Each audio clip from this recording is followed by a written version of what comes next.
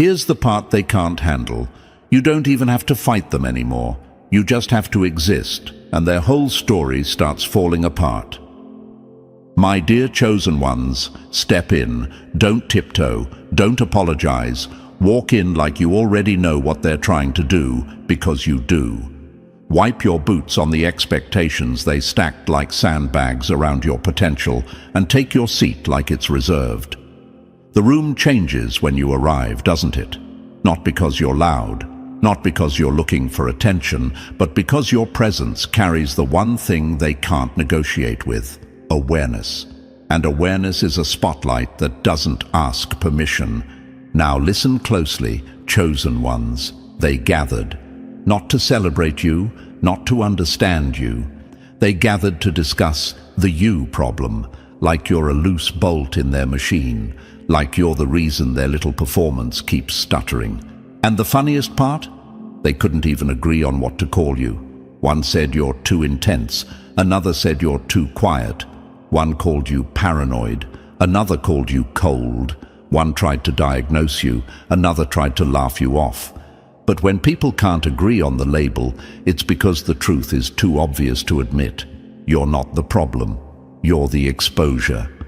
Let me say it in a way that hits them where they hide. When a room full of liars calls one person confusing, what they really mean is, we can't control the narrative anymore. Because you see what they do between the words. You catch the pause that doesn't match the story. You notice the smile that arrives a second too late. You hear the compliment that has teeth in it. You don't just listen, you read. And that scares people who survive on misdirection. You've felt it, haven't you? That shift when you walk in, the micro-freeze, the sudden politeness, the way the conversation changes lanes like it just saw a police car. That's not respect, chosen ones. That's not intimidation, that's recognition. That's the moment they remember you're not easy. You're not the old version of you, the one they could talk over, talk down to, and twist into doubt. That version used to ask, am I overreacting? This version looks at the same situation and thinks, no, I'm finally reacting accurately. And let's answer the question that's already forming in your mind right now. Why do they act like I'm some kind of threat when I'm not even doing anything? Because the most dangerous person in a room isn't the loudest. It's the one who's watching, the one who doesn't rush to explain themselves, the one who doesn't chase approval. You don't have to confront them to corner them. Your calm already did it. A calm mind is a courtroom, and guilty people hate court. Chosen ones, before we move any further, pause with me for a moment. If these words are hitting where they're supposed to hit, if you feel that quiet certainty settling in your chest, then support this message. Hit the like button, not for the algorithm, but to signal that clarity still matters. Subscribe to this channel so we can keep putting real effort into bringing you content that's sharp, energizing, and life-shifting. Every like, every subscription tells us to keep going, to keep cutting through noise and delivering truth with force. You're not just watching, you're backing a movement of awareness. Chosen ones, you didn't wake up yesterday with this. This is trained. Remember when you were younger and you'd say, something's off, and they'd roll their eyes? Remember how you'd feel the tension before anyone spoke? How you'd sense the mood like weather in your bones? And then, days later, it would all unfold exactly how you felt it would. That wasn't luck. That wasn't imagination. That was pattern recognition, the kind that gets mocked in public and respected in private, the kind that gets called too sensitive by people who are terrified you're sensitive to them.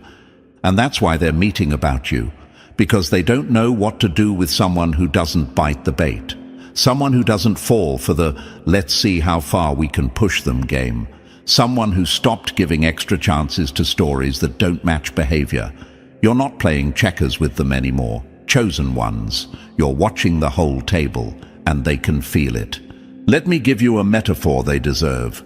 Imagine a group of people trying to keep a cheap magic trick alive. Smoke, mirrors, loud music, fast hands.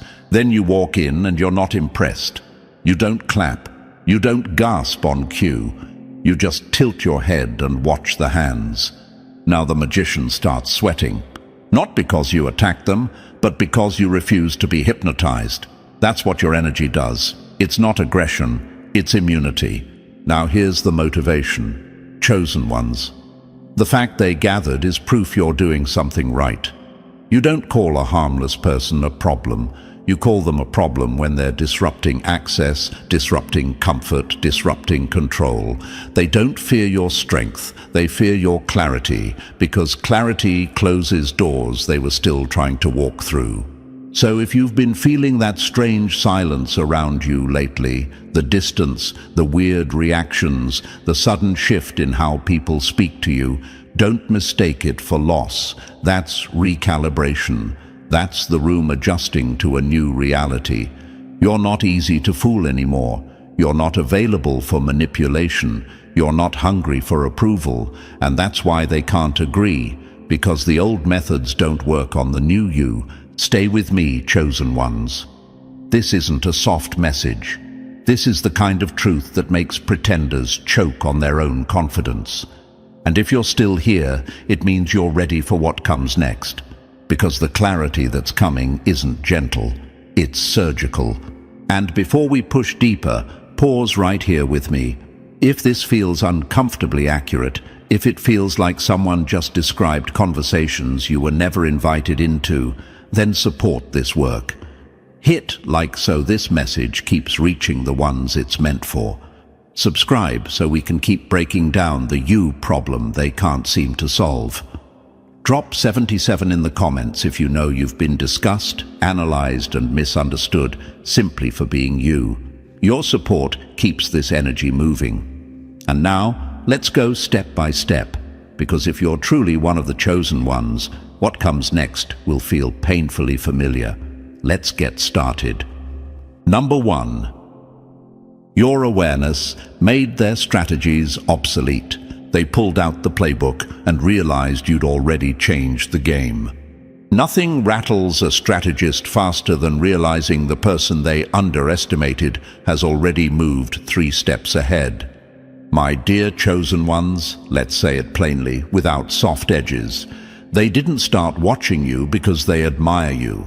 They started watching you because their usual tactics stopped working. Somewhere along the line, a quiet meeting happened. No invitation for you, of course. Just a group of familiar faces leaning in, whispering, replaying moments, asking the same question in different ways. What do we do about you? And that's where it hit them. You weren't following the script anymore. You weren't reacting on cue. You weren't confused when you were supposed to be. Their playbook only works on predictable people, and you stopped being predictable the moment you trusted your own perception. Here's what they won't say out loud. Chosen ones.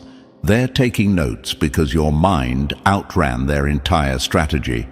Every pause you take, every moment you don't explain yourself, every time you walk away without drama, someone is filing that away like evidence, not out of curiosity, out of fear.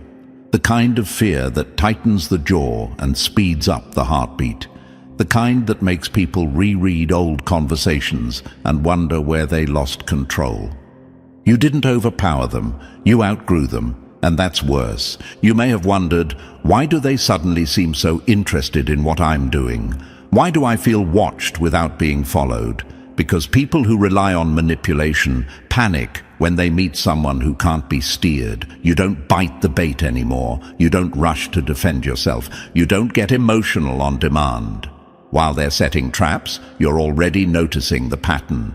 And patterns, chosen ones, are the enemy of deception. They call it overthinking because it's the only word they have for someone who sees the full picture.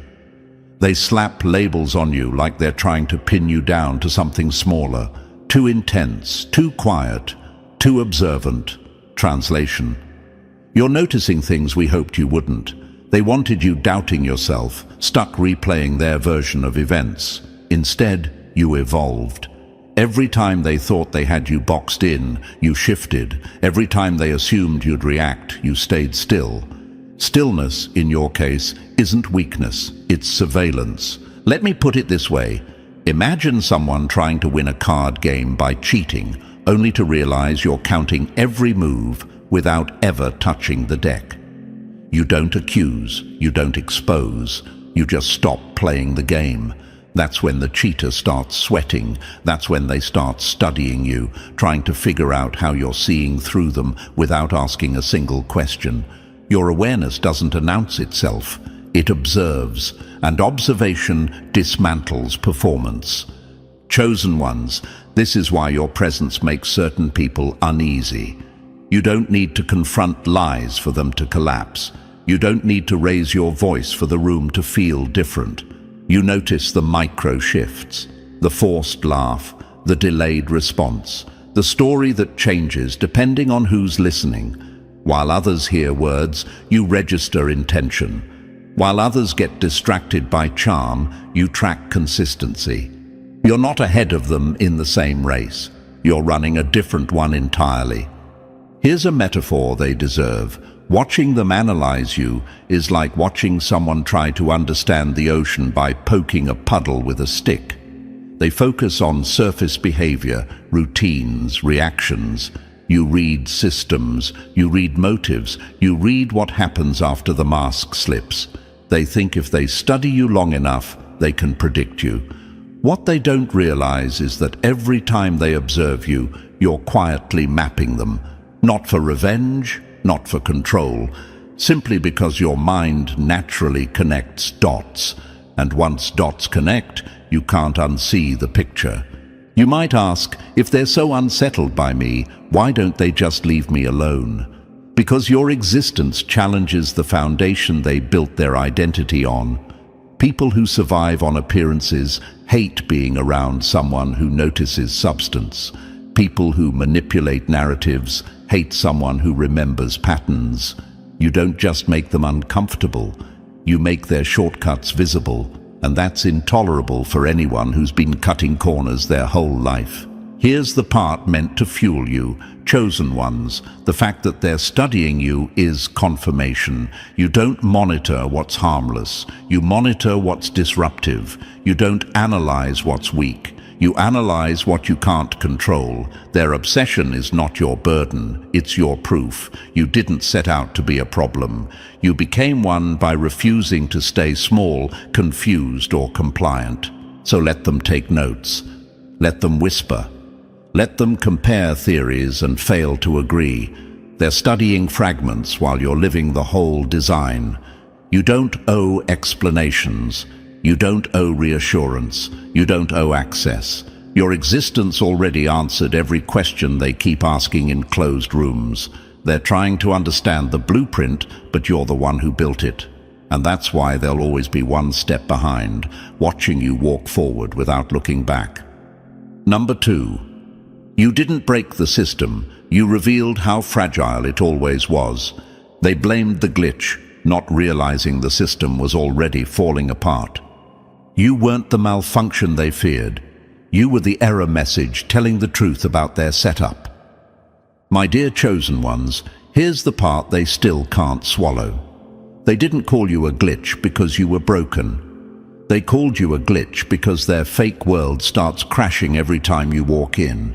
They built their lives like a cheap movie set, painted backdrops, scripted emotions, rehearsed reactions, and it worked just fine as long as everyone played their role. Smile here, nod there, don't ask questions, don't look too closely.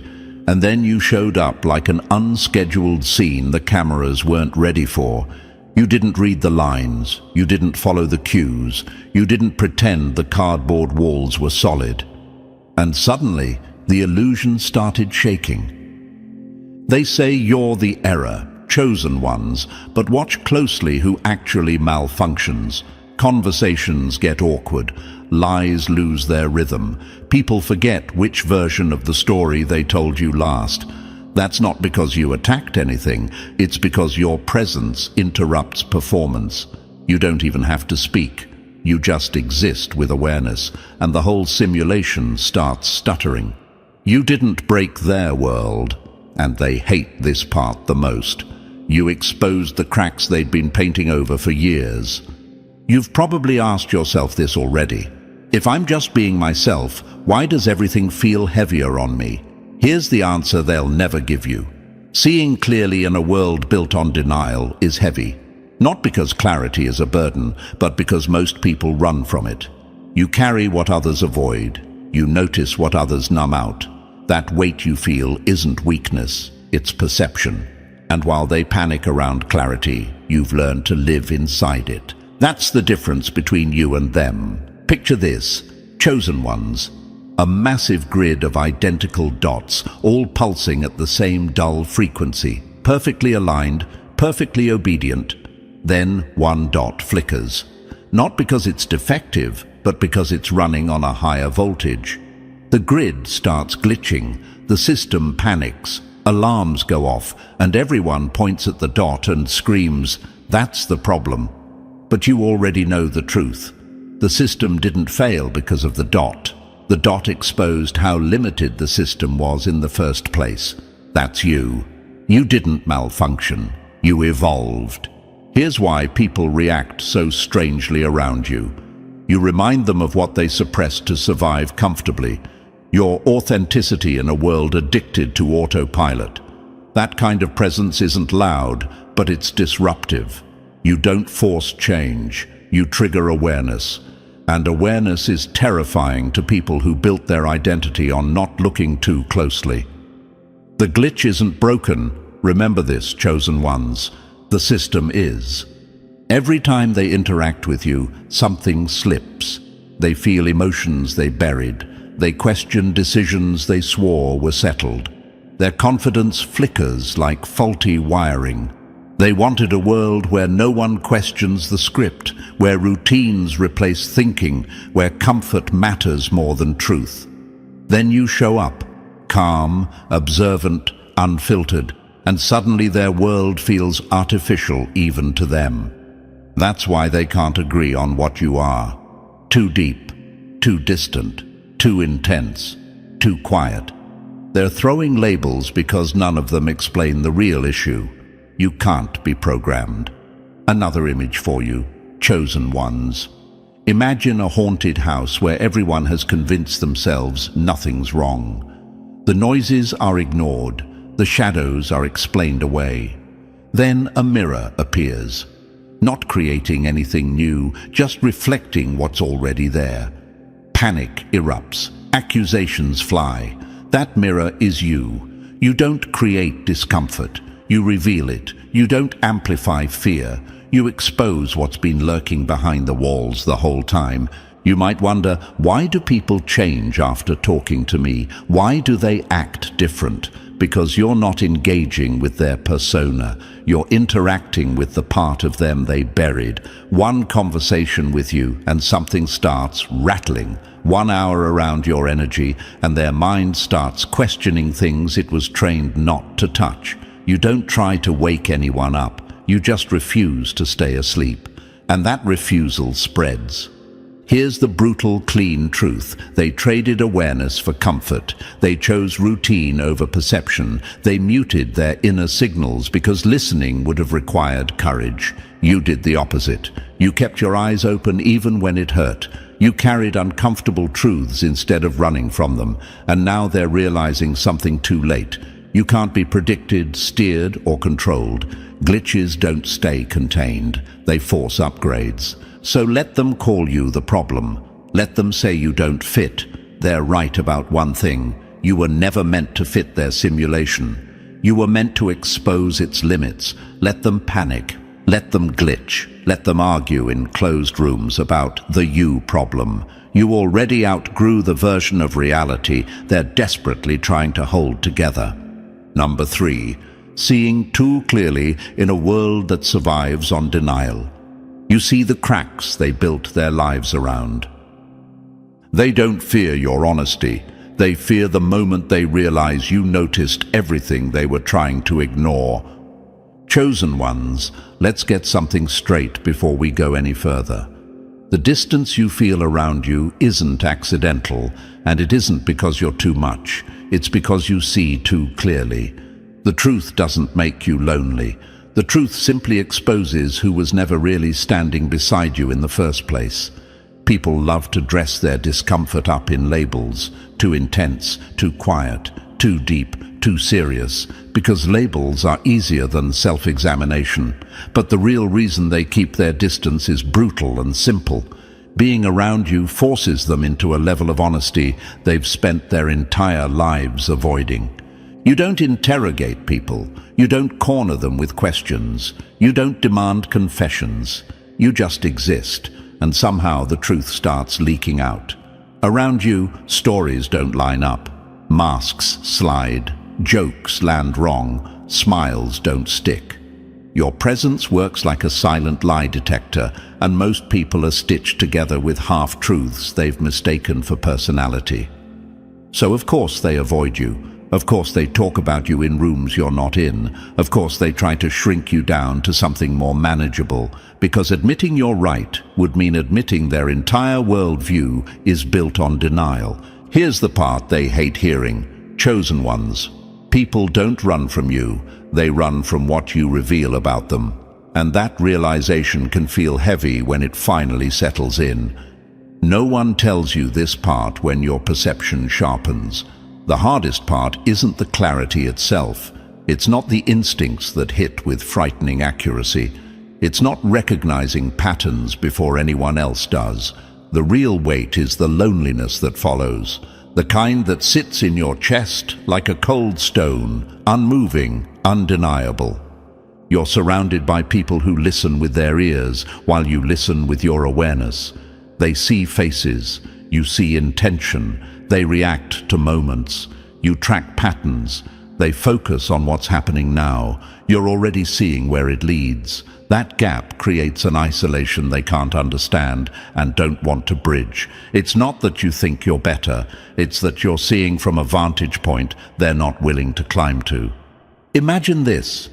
You're standing on a rooftop, looking out over an entire city. You see the traffic, the bottlenecks, the exits, the shadows forming before nightfall. Everyone else is on the ground floor, focused on the next step in front of them. When you warn them about what's coming, they roll their eyes. They call you dramatic. They tell you to relax. And then, when it happens exactly the way you said it would, they act surprised. That rooftop vision is both your gift and your burden. You see farther, but you stand alone up there. Or picture holding a flashlight in a dark tunnel while everyone insists the darkness is normal.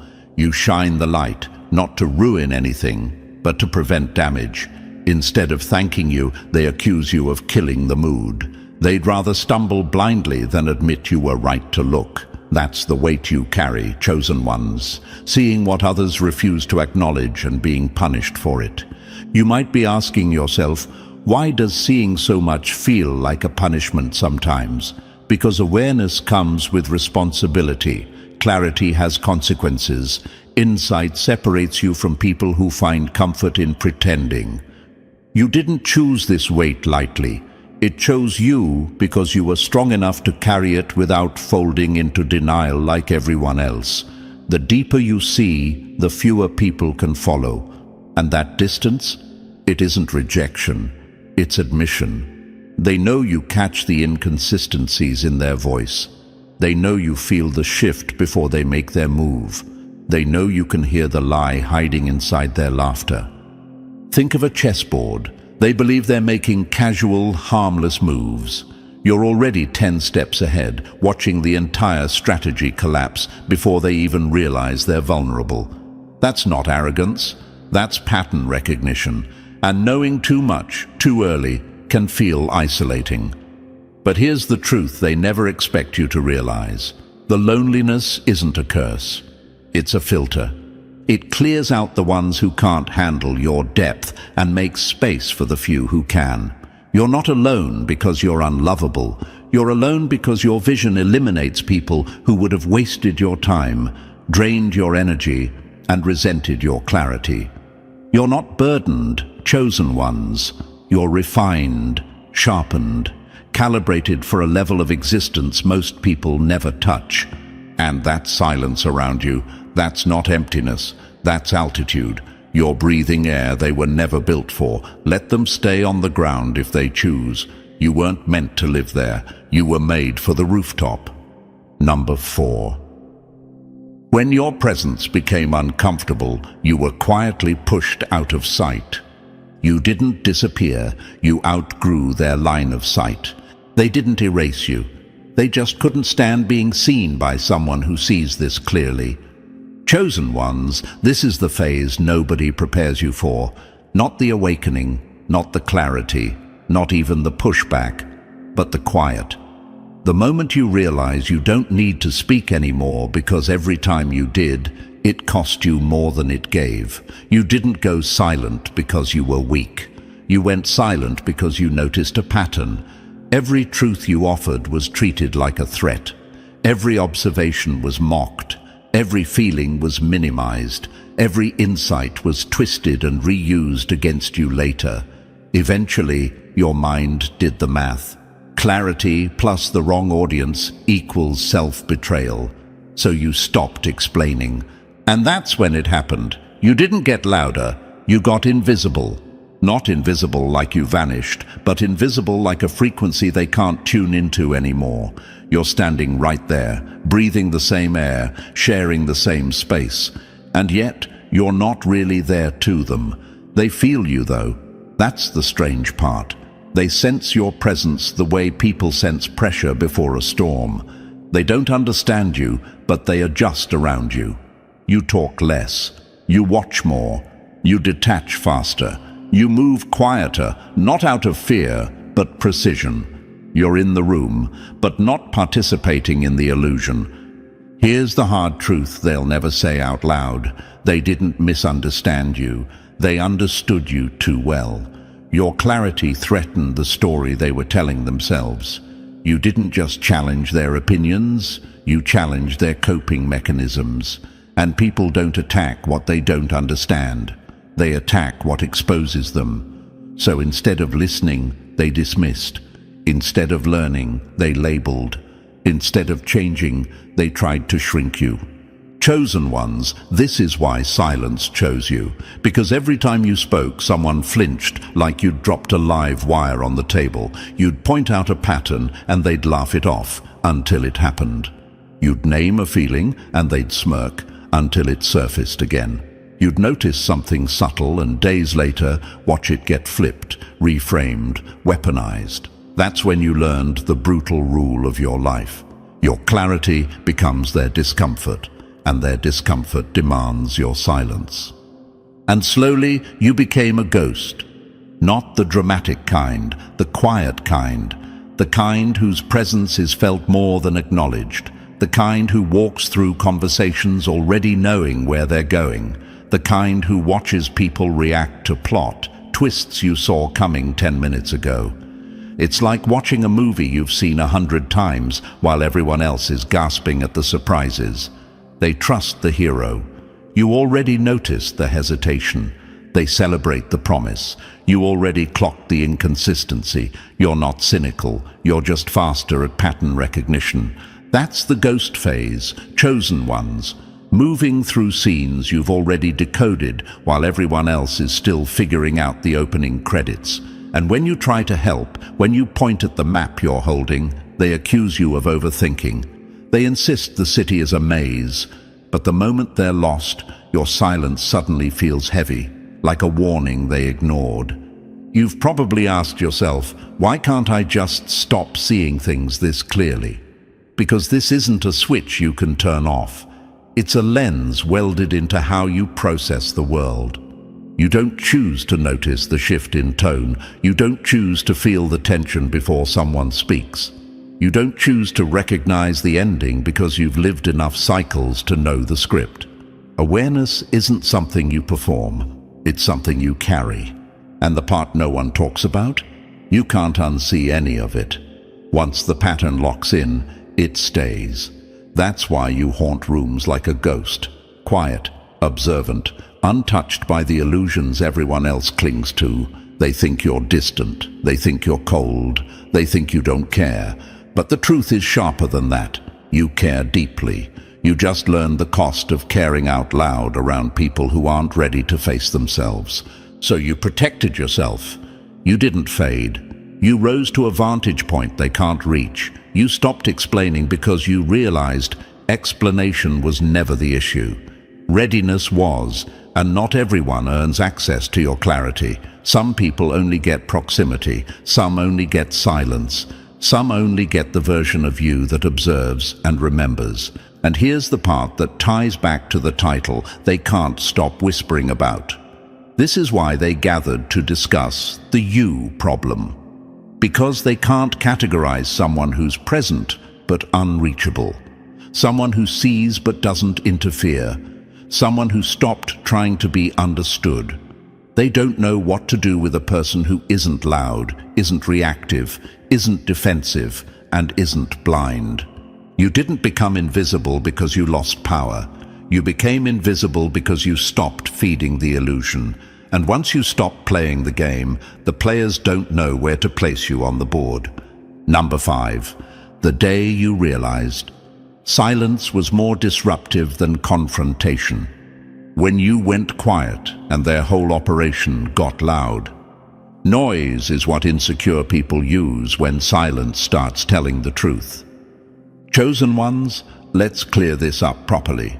They didn't call you quiet because you lacked something. They called you quiet because your silence was dismantling everything they relied on. You used to speak, remember? You used to explain yourself, soften your words, dilute your truth so it would go down easier. You tried shrinking your awareness to fit their cramped version of reality. You pretended not to notice the cracks in their voices, the contradictions stitched into their smiles, the tension that leaked out whenever honesty got too close. Not because you were blind, but because you were tired. Tired of the reactions. Tired of being punished for seeing clearly. Every time you played along, something inside you suffocated. It felt like wearing someone else's mask, while your real face was screaming underneath. That wasn't shyness. That wasn't social anxiety. That was self-betrayal, slow, quiet, rotting from the inside out, and the longer you stayed polite, the more disconnected you felt from yourself. They mistook your tolerance for weakness. They mistook your restraint for confusion, and for a while, you let them, because peace felt easier than constant resistance. But then something shifted. You stopped pretending the elephant wasn't in the room. You stopped nodding along to stories that didn't line up. You stopped cushioning the truth to protect fragile egos. You stopped doing emotional labor for people who never planned to change. And the moment you chose your truth over their comfort, panic set in. Suddenly there were labels, too deep, too intense, too much. Funny how the same people who begged for real couldn't handle it when it showed up unfiltered. Here's the part they never see coming, chosen ones. Isolation isn't exile, it's elevation. They thought your silence meant you were losing. They assumed being alone meant you were broken, pushed aside, irrelevant. What they didn't realize was that solitude was the first time you could breathe without editing yourself. Silence wasn't emptiness, it was clarity. It was the moment your own thoughts finally stopped competing with their noise. It was when you could hear your instincts without interference. Picture this. While they were out there chasing attention like starving pigeons fighting over crumbs, you were sitting in your own presence, sharpening your edge. They collected followers. You collected clarity. They built audiences. You built a backbone. They filled their lives with noise, opinions, distractions, validation. You filled yours with truth. And truth, chosen ones, compounds quietly. Another image they won't like. Imagine them running in circles, desperate for approval, applause, reassurance. Anything to distract them from the emptiness they refuse to face. And then there's you. Alone in a quiet room. No performance, no mask. Becoming someone they'll never be able to imitate. In silence, you became dangerous. In solitude, you became precise. In stillness, you became uncontrollable. You might be asking yourself now, why does being alone feel powerful instead of painful? Because isolation stripped away the illusions. It separated what you actually wanted from what you were trained to accept. It introduced you to the version of yourself you'd been too busy suppressing. And once you saw who you were without the world's fingerprints all over you, something clicked. You didn't lose people. You outgrew the need to be surrounded by the wrong ones. Here's a truth that doesn't need decoration. Power grows in the places where people think you're disappearing. While they were gossiping, you were healing. While they were doubting you, you were upgrading. While they were mocking your silence, you were mastering it. They thought removing access to others would weaken you. Instead, it turned you into someone who doesn't need a crowd, a chorus, or constant validation. Someone who can stand alone without shaking. Someone who sees clearly without asking permission. Your silence didn't make you smaller. It made you solid. It filtered out the noise, the manipulation, the unnecessary explanations. And now, when you do speak, it lands heavier. Because silence taught you timing. It taught you restraint. It taught you that not everything deserves a response, and that realization terrifies people who survive on provoking reactions. That's why they can't agree on what to do about you. One says you're distant, another says you're intimidating, another says you changed. What they're really saying is this: your silence took away our leverage. And they're right. You're no longer available for chaos. Your quiet isn't absence, it's authority. It's pressure without effort. It's thunder waiting behind still air. Number 6. The pressure that didn't crush you, it rebuilt you. The heat that didn't break you, it rebuilt you from the inside out. They expected the pressure to finish you. What they didn't factor in was that pressure is exactly how something rare is made. My dear chosen ones, this is the part they never recover from. The phase where they assumed you were done. Where the silence around you looked like defeat from the outside. But inside, something dangerous was being assembled. They thought the heat would burn you out. They didn't realize you were built for it. While they were busy performing strength for an audience, you were dismantling weakness in private. No applause, no validation, no witnesses. Just you, alone with your thoughts, cutting away everything that didn't belong. Let's be clear. What you went through wasn't loneliness. That's the word people use when they don't understand depth. What you experienced was refinement. Isolation wasn't punishment, it was a controlled environment, a pressure chamber, the kind used to test materials meant for extreme conditions. And most people never enter that space because they crack before they adapt. You stayed, you listened, you did the work that doesn't look impressive on the outside, but changes everything on the inside. While they were busy chasing approval, rehearsing personalities, adjusting themselves to whatever crowd they were standing in front of, you were dismantling old programming, the beliefs you swallowed just to keep the peace, the habits you learned just to survive, the silence you kept just to avoid conflict. You didn't cope, you operated. You examined your own reactions, questioned your own patterns, confronted truths you couldn't blame on anyone else. That's not self-care, that's reconstruction. Here's a metaphor they'll never understand. They were laying out in mild sunlight, tanning their image, polishing appearances. You were underground, surrounded by heat intense enough to melt what was weak and temper what was real. You weren't resting, you were forging. And that's why you don't look the same anymore. That's why your eyes carry a different weight. That's why your presence feels steady instead of reactive. You didn't walk out of the fire the same person. You rose out of it redesigned. You may have asked yourself during that time, why does this feel so heavy? Why does growth feel isolating? Because real transformation isn't social. It doesn't happen in crowds. It happens when there's nowhere left to perform and no one left to impress, when the only voice you can't escape is your own. And instead of numbing it, you listened. That's where most people run. That's where you stayed. Here's the truth they won't say out loud. You weren't abandoned. You were being upgraded away from noise, away from influence, away from people who benefited from you staying unsure.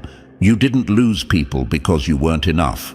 You lost them because the version of you that tolerated misalignment no longer existed. Solitude didn't weaken you. It calibrated you. It stripped away dependency on approval and replaced it with something far more dangerous: internal authority. That's why you feel steady now, chosen ones. Not excited, not anxious, steady. Because every time they dismissed your instincts and reality proved you right, your foundation solidified. Every time you trusted yourself despite being laughed at, something locked into place. You stopped outsourcing your judgment. You stopped waiting for consensus.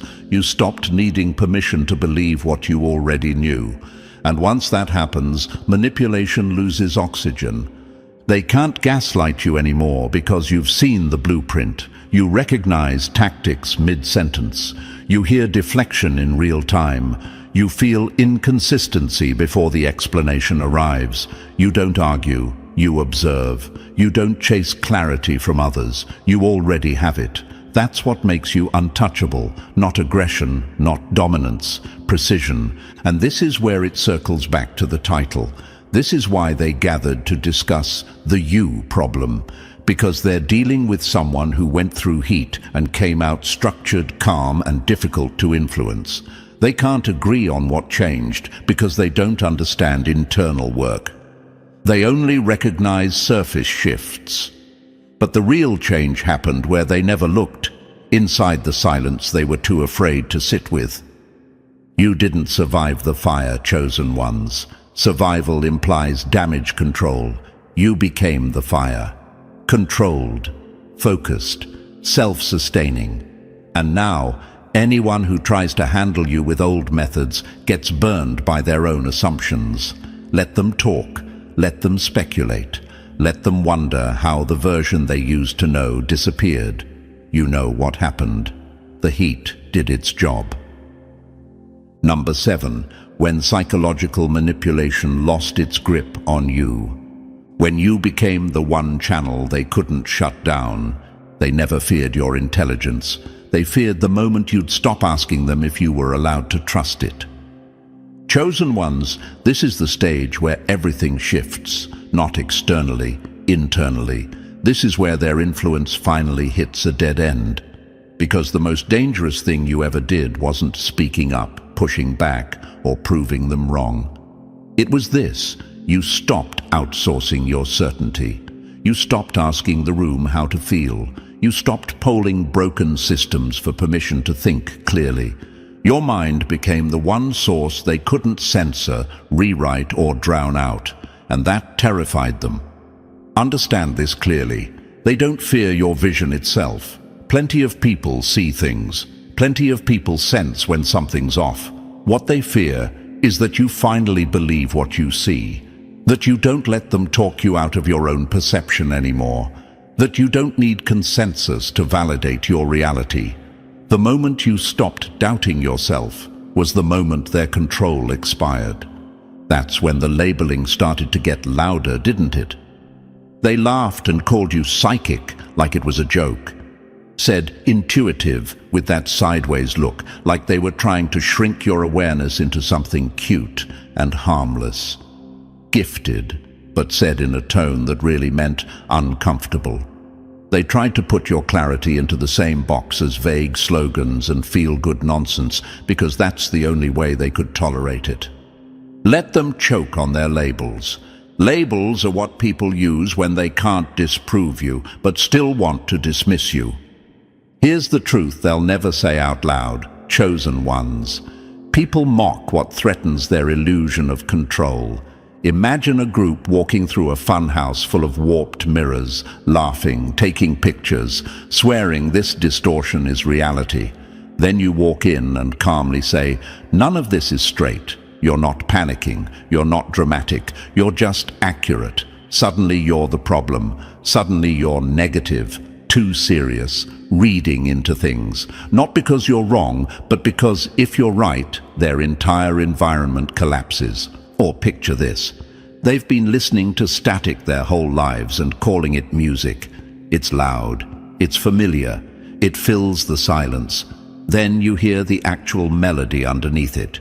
Clean, structured, real. You don't even have to explain it. You just stop dancing to the noise, and now they're uncomfortable. Now you're weird. Not because you changed, but because you stopped pretending the static was enough. Chosen ones, people minimize what they can't comprehend because it keeps them safe. If they admit your perception is real, they have to admit something far more painful, that they ignored theirs, that they traded awareness for comfort, that they silenced their own instincts years ago because it was easier to fit in than to face reality. And the ego will burn down entire relationships before it ever admits that kind of truth. Let's be clear about something. You're not psychic, you're not mystical, you're not operating on some unreachable wavelength. You're awake, attentive, and brutally honest with yourself. You notice patterns, you track behavior. You remember how things felt the first time instead of letting them rewrite the story later. That's it. That's the power they can't stand. Not magic, memory, not prophecy, pattern recognition, not special gifts, unfiltered attention. Most people drown truth in noise to stay comfortable. They stay busy, they stay distracted, they stay entertained. Anything to avoid that quiet internal signal that says something isn't right. You didn't do that. You ran straight into it. You let the discomfort sit. You let it tear down old assumptions. You let it rearrange how you see people, systems, and yourself. And yes, it hurt, but it also sharpened you. That's why you're dangerous now. Not loud dangerous, not reckless dangerous, calm dangerous. You don't argue reality anymore. You don't beg to be understood. You don't need to convince. You trust your internal radar more than the world's shaky opinions, and that alone makes you uncontrollable. They can gaslight words. They can't gaslight certainty. You didn't become an oracle for the world, chosen ones. You became one for yourself. You became the final authority in your own mind. And that's the one place they can't gather, can't vote, can't interfere. They can meet, debate, and argue about the you problem all they want. But this is where they lost. Because the moment you stopped doubting your own perception, there was nothing left for them to take from you. Number 8. You stopped listening to stories and started tracking behavior. Your eyes don't just notice the lie, they shatter it. They don't panic because you accuse them. They panic because you don't have to. Chosen ones understand this clearly. They don't fear what you see. They fear the fact that nothing they do can stay hidden once you're in the room. You're not walking through life passively anymore. You're cutting through it. When you enter a space, it's like time drops into slow motion. Conversations hesitate. Faces rearrange themselves. A smile lingers half a second too long. An explanation arrives before a question is asked. And there it is, that crack, that fracture where the truth leaks out before the performance can patch it up. This didn't happen by accident.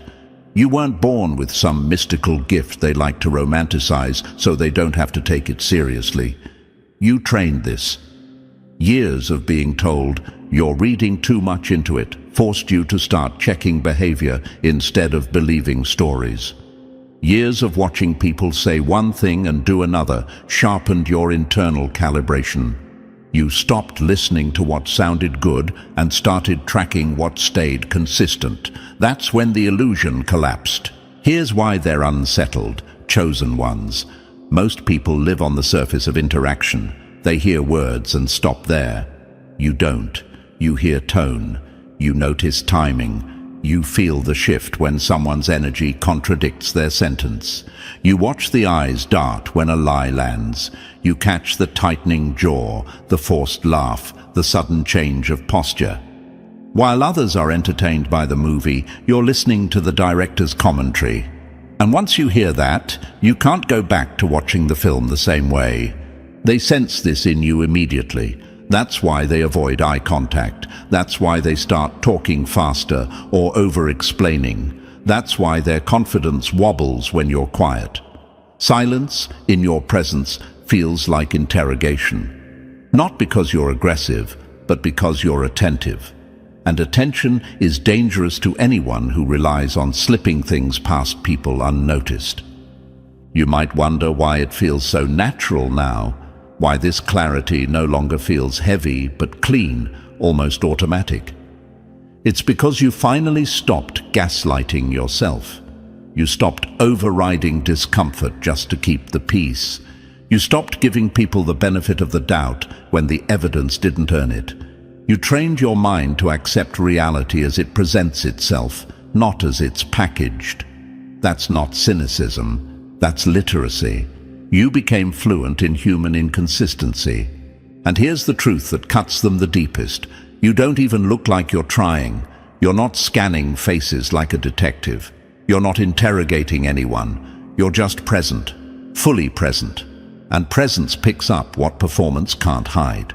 They feel exposed around you because you're tuned into the 90% of communication that lives beneath language, the part they never learned to fake properly. This is why they gather to discuss you. Not because you're loud, not because you cause chaos, but because you disrupt their ability to operate comfortably. A lie only survives when no one is paying attention, and you, chosen ones, pay attention in a way that can't be switched off. They can't distract you with charm. They can't overwhelm you with words. They can't confuse you with complexity. You track patterns, not promises. Let's be clear. You don't see more than everyone else. You just refuse to look away.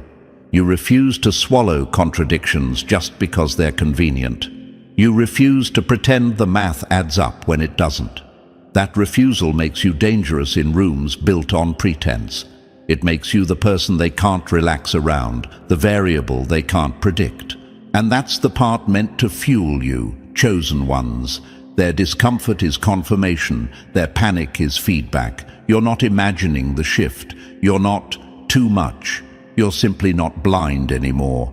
You stopped accepting rehearsed lines and started reading the subtext. You stopped falling for the costume and started recognizing the character underneath. So when they hesitate around you, when conversations feel strained, when people suddenly become guarded, don't shrink. Don't dull yourself down to make them comfortable. You didn't sharpen this vision to look away. Let them fumble. Let them over-explain. Let them contradict themselves. You don't need to call it out. Your clarity already did. They gathered to discuss the you problem, because once you see this clearly, there's no hiding from you anymore. And they know it. Number 9. You understood their intentions long before they made a move. You see the ending while they're still rehearsing the introduction. They're not afraid of being exposed. They're afraid you already closed the case before they even opened their mouth. Chosen ones, this is where the gap between you and them becomes impossible to ignore. They don't fear your intuition the way they pretend to. They fear something much worse. That you already know where their story is going before they finish the first sentence. While they're still setting the stage, adjusting their tone, choosing which version of themselves to present, you've already clocked the outcome. Not because you're guessing, because you've seen this pattern before, just wearing a different face. You notice it every time. That half-second flicker in their eyes before the smile locks in. The tension in the jaw that contradicts the calm words. The enthusiasm that arrives a beat too late. Fear, envy, guilt, hunger for control, whatever it is, it leaks out before they can contain it. Most people hear the sentence. You hear the intention underneath it.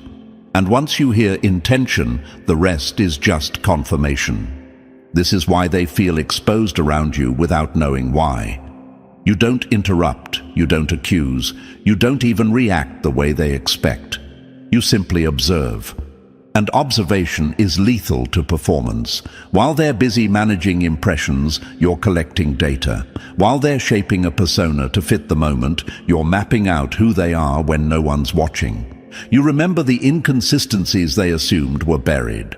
You connect details they thought were isolated. You don't forget patterns, chosen ones. You archive them.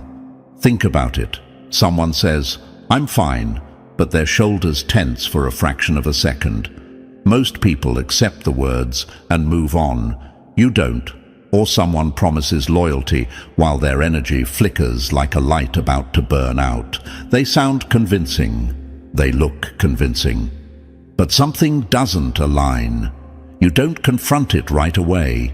You note it. You watch what follows. And sooner or later, the behavior confirms what you already knew. Here's the truth that separates you from the rest. People are only unpredictable to those who refuse to believe patterns exist. Chaos feels random until you zoom out. You've learned to zoom out. You stopped believing what sounds good and started believing what repeats. You stopped giving endless chances to explanations that never match behavior.